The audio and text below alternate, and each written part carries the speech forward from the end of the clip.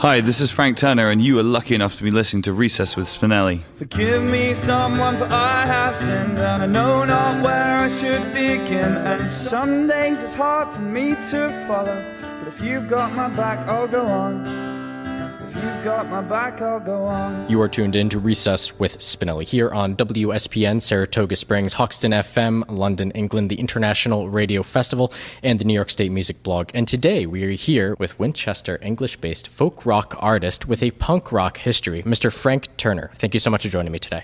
Thank you for having me. It's nice to be here. Now, when one typically thinks of someone who has a little bit more of a rock and punk history, I would think acoustic guitar is not necessarily the first instrument to come to mind as being their lead instrument. Yeah, that's about right. I mean, my musical sort of baptism, if you like, was heavy metal. Iron Maiden, Judas Priest, Megadeth, that kind of stuff. And then from there, I mean, that's when I was about 10 years old. My parents don't really listen to music with drum kits, should we say, modern music. They're into kind of like classical and church music. And they so I started with metal, and then Nirvana kind of pointed me towards punk rock, and it was much later in my life that the acoustic guitar was a thing. Million Dead broke up in 2005. I mean, I was in a bunch of other kind of scatty hardcore bands before that. Million Dead was the one that sort of gained a little bit of traction, shall we say. We released 2 records on indie labels in the UK, and we toured the UK. We got to Europe a little bit. We never really made it to the States, alas.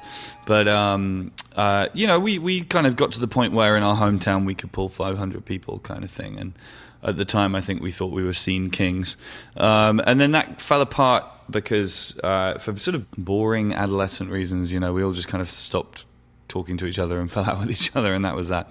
So and then I picked up my acoustic guitar, and the idea of playing a show with just me and an acoustic guitar scared the crap out of me back in 2005, which is kind of why I did it. Actually, out of curiosity, going back to Million Dead, a lot of hardcore punk and rock artists I've spoken to in the past have made references that when you're in a more of kind of that in-your-face genre, if you will, it can be a little bit more difficult to get radio play. Would you say that your current work makes it a little bit easier promotion-wise? Essentially, there was a feeling within certain kind of people in the punk scene in the UK that the reason I started playing acoustic guitar-based music was that I wanted to essentially be popular and sell records and get radio play. And essentially, it's the age-old charge in the punk rock scene of selling out. And what frustrates me is that when Million Dead broke up, if I'd immediately joined another hardcore band, my life would have been a lot easier for the next 3 years. And actually, yeah, I mean, I went from playing to 500 people in Million Dead to playing to 3 people as a solo artist, because everybody who was into Million Dead thought that the solo music I was playing was at their most generous, not to their taste. You know what I mean? It was definitely a road followed for starkly creative reasons rather than commercial reasons. I suppose these days, yeah, I mean, it's more likely, but I mean, I'd never been played on the radio anyway, really, when I made this decision, so it's not like that was on my radar particularly. So you didn't really get too much of a fan carryover? You had to essentially start anew? Yeah, basically. I mean, over time, I think a lot of people who'd been skeptical kind of decided to give me some of the time of day, and I was very grateful to the people who did. I thought that was kind of cool, but certainly, like, the first year to 18 months maybe of my solo career was extremely sparse in terms of like show attendance and that kind of thing. Like, no one cared. So then how do you go from having a very sparse show attendance to then going to Wembley and then even to the 2012 Olympics and playing for those? Well, by playing every day for a decade, is the answer to that. And I mean, there's a balance to be struck between sort of like effort and quality. Do you know what I mean? Like a few years ago, I was at the Independent Music Awards in London, and they gave me an award for hardest working artist. They then gave me an award for best live act, which I was happier with, because you could easily be the hardest working artist and still suck. You know what I mean? And like, so, part of the way that the thing that most people talk about when it comes to my career is sort of bloody-mindedness and insane tour schedules. And I think those things are both true. I did essentially just tour myself to pieces for years and years and years and years, and I kind of still do. But that's not the only reason why I've achieved what I've achieved. I mean, the content as well as the form is apparently to some people's liking. You know what I mean? So, I wrote songs that people care about, and that matters too. Hey, yay, friends and Romans, countrymen.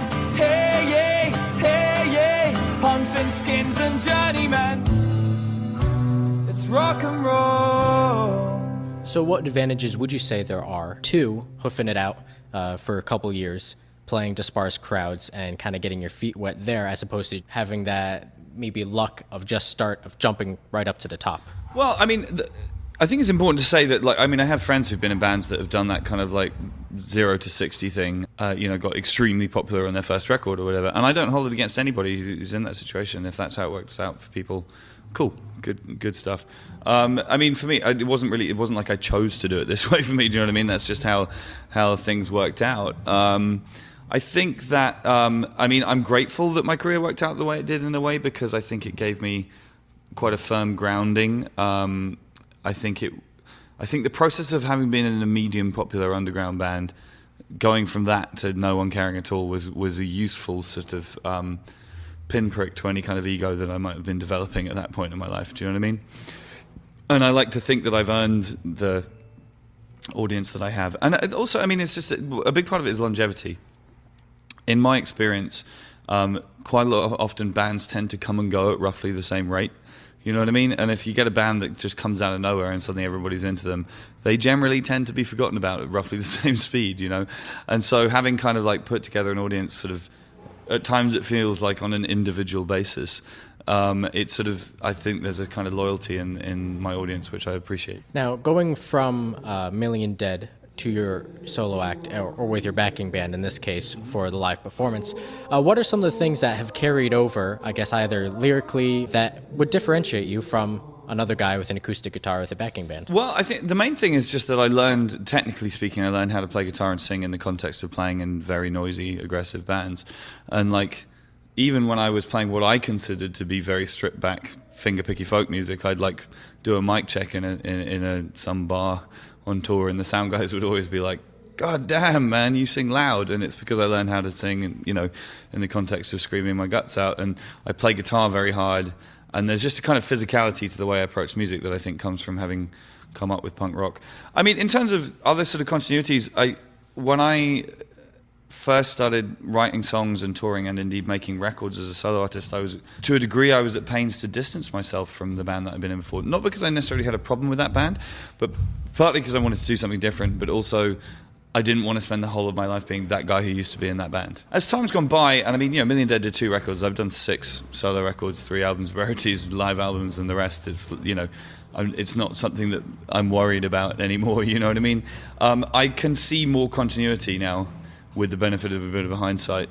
I think I mean, as anybody does, I have a kind of stylistic pocket that I fit into as a songwriter, as a singer, in terms of the melodies I choose or whatever. Yeah, I mean, I hope that I've changed over my career as a solo artist as well. I have no interest in treading water. So one of the main things you definitely learned on the road was learning to get people's attention, if you will? Yeah, definitely. I mean, there's quite a lot of my early songs are quite shouty, if you like, simply because I was playing in a room full of people who didn't care. And it was a way of trying to kind of grab people's attention, you know, by having like quite aggressive vocal stuff. There was a functionality to that, I think. But I certainly, like, yeah, I've definitely learned I feel like I've learned over the years how to be a performer. I've learned stagecraft, and that's something I'm quite proud of. So at what stage would you say people started learning the lyrics and started engaging with you as well as you engaging with the crowd? I think that, well, that's an interesting question, actually. I think that right from the word go, that I toured with a band called Knee Jerk before I was in Million Dead, and very, very few people cared about that band. But the ones who did tended to learn the words. And it seems to be an attribute of what I do that it makes certain types of people learn the words. Not everybody. Plenty of people hate what I do, and that's fine. I don't care. But like, it's just always seemed to be a thing in every musical project I've done that people have a tendency to kind of join in. And that's fantastic. I'm not entirely sure why that's the case, but it feels good. I mean, you know, to stand on a stage and play a song and have a crowd sing it back at you is a wonderful feeling. Blacking in and out in a strange flat in East London. Somebody I don't really know just gave me something to help settle me down and to stop me from always thinking about, darling, sweet lover, one day this will all be over. Now, in past interviews, I've heard you reference a little bit of a difference between writing for punk rock and writing for more acoustic-based music, and that things can become a little bit more simple, but you have to learn how to convey a more complicated message more simply in a way? Yeah, I mean, certainly, well, one of the great things about creativity is that the field is open and anyone can choose to do whatever they want, really, you know. For me, I mean, when I was in Million Dead, like, we were obscurantist, you know, we were trying to be sort of musically weird and difficult and inaccessible to a degree because we were angry 19-year-olds. But you know what I mean? We'd sort of write a riff and try and find a way of messing it up and making it weirder. And there was something quite kind of liberating about turning to a more sort of traditional music-based idiom of having simple chords where the lyrics are very clear, you know, and that there's something quite naked about that in a way. And I mean, a lot of the lyrics I wrote for Million Dead, which I'm sort of proud of in the way that one is proud of things that you do when you're an adolescent, you know what I mean? I think they were cool for what they were in the age that I was.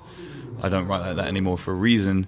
But like a lot of the lyrics I wrote for that band were kind of buried under like tsunamis of noise and riffs and weirdness, and to sort of sit down with just an acoustic guitar, everyone can hear everything you're saying, you know what I mean? And there's nothing to hide behind, and there's something quite raw and, dare I say it, punk about that really appealed to me.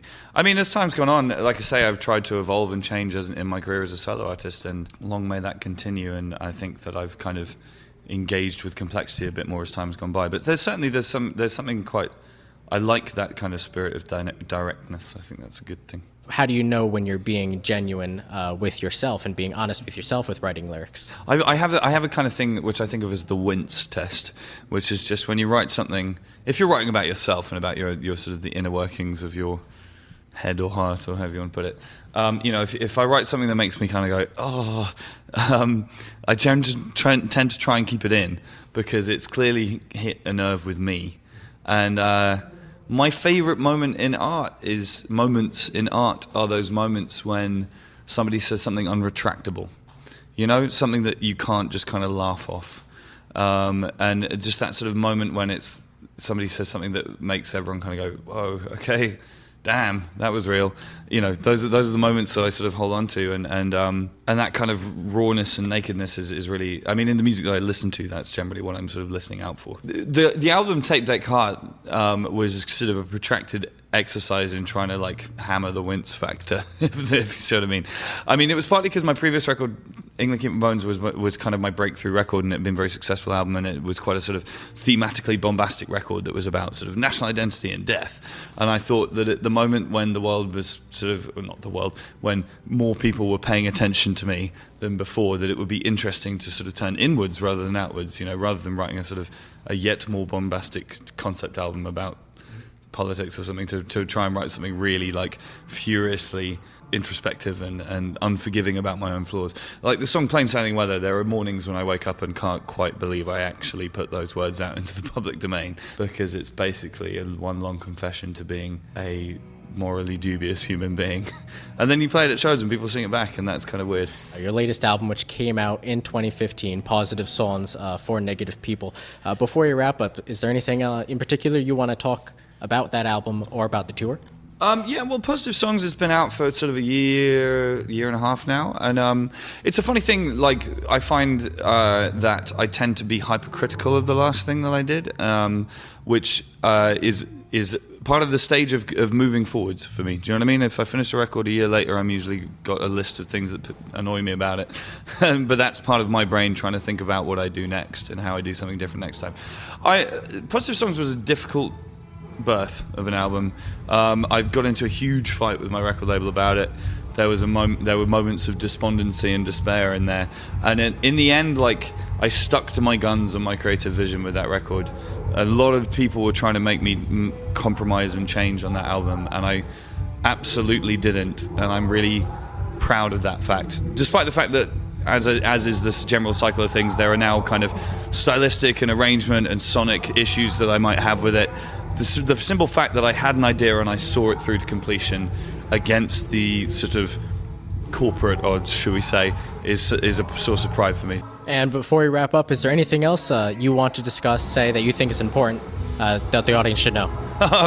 Well, I mean, this is, from your introduction, this is a very international radio show that we're on right here. But thankfully, my tour schedule is also very international. I'm very excited about the dates we're doing early next year in the USA. Got my biggest US tour to date.